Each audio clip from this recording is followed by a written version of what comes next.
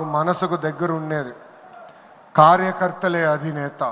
ఒక అంజిరెడ్డి తాత, ఒక మంజుల, ఒక తోట చంద్రయ్య నాకు స్ఫూర్తి.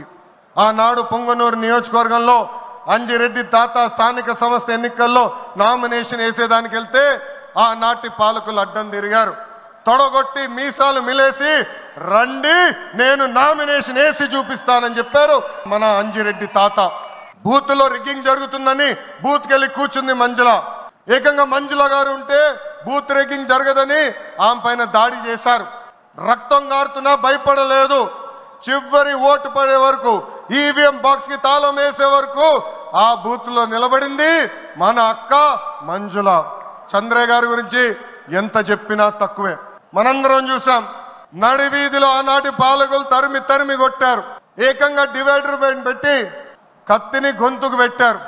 ఒక్కసారి వాళ్ళ నాయకుడికి జై చెప్పమంటే జై తెలుగుదేశం, జై చంద్రబాబు నాయుడు అని చెప్పి ప్రాణాలు పోగొట్టుకున్నాడు తోట చంద్రయ్య. ఎస్, ఈ రోజు నేను ఈ సభాముఖంగా గర్వంగా చెప్తున్నా, ఆంధ్ర రాష్ట్రంలో ఎప్పుడు జరిగిన విధంగా తోట చంద్రయ్య కొడుకు కూడా ఈ రోజు మన ప్రభుత్వ ఉద్యోగం ఇచ్చింది. అందుకే తెలుగుదేశం పార్టీలో కార్యకర్తలే మన అధినేత. ఈ రోజు మేమందరం ఈ వేదిక మీద నుంచున్నామంటే దానికి కారణం తెలుగుదేశం పార్టీ కార్యకర్త చెమట.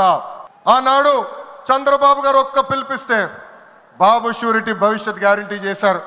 నేను ఆనాడు నియోజకవర్గానికి వచ్చి మాట్లాడా, శంఖారావం చేయాలి, ప్రతి గడప తొక్కాలంటే మీరందరూ తొక్కారు.